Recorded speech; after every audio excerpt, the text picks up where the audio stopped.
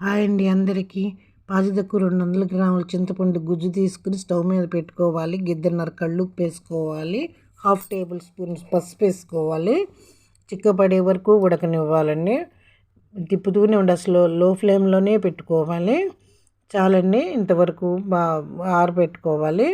ఇప్పుడు ఈ గరిటెతో 1 గరిటె మెంతులు, 2 గరిటెల ఆవాలు చిట్పట్టమనే వరకు వేయించుకోవాలి. ఈ డబ్బా ఉసిరికాయలండి, కేజీ డబ్బా. ఇప్పుడు ఇప్పుడు 300 గ్రాములు శనగ నూనె పోసుకున్నానండి.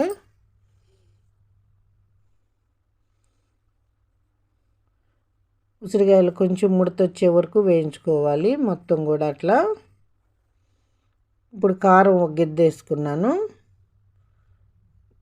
ఇప్పుడు చింతపండు ఆరిన తర్వాతే వేసుకోవాలి. ఇవన్నీ ఉసిరికాయలు కూడా ఆరిన తర్వాతే వేసుకోవాలి.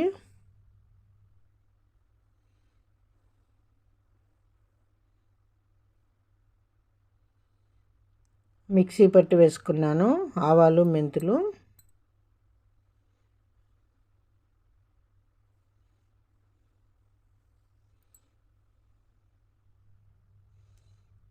ఇప్పుడు వేయించుకున్న నూనె ఉంది కదండి, ఆ నూనెలోనే పోపు.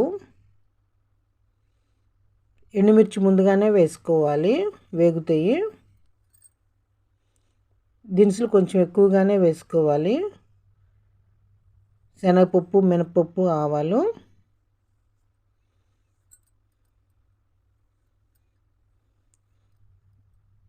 జీలకర్ర కూడా కొంచెం ఎక్కువే పడుతుంది. 6 చిన్నులపాయలు మిక్సీ పట్టి వేసుకున్నాను.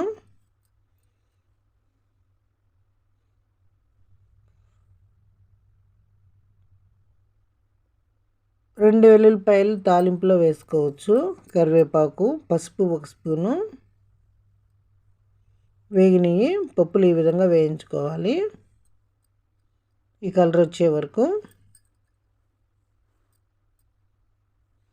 ఎండుమిరపకాయలు కూడా చూడండి చక్కగా వేగినవి. కరివేపాకు,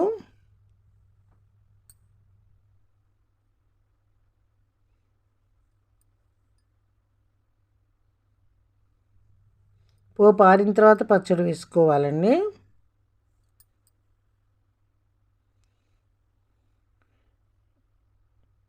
ఈ పెద్ద కళాయి కదండి, దీంట్లో పచ్చడి వేసేసుకోవచ్చు. ఈ పోపు ఆరనిచ్చి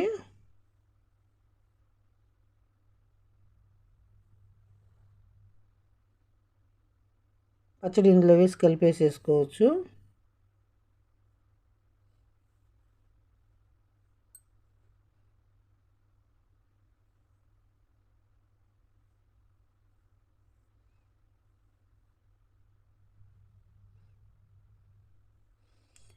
ఈ చిన్న కళాయి పెట్టుకున్నారనుకోండి, అప్పుడు ఈ పచ్చడిలోనే పోపు వేసేసుకోవాలి. వీడియో నచ్చితే ఒక లైక్ ఇవ్వండి ఫ్రెండ్స్.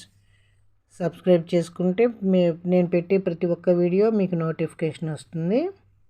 ఆంధ్ర కిచెన్ నిర్మల్ని.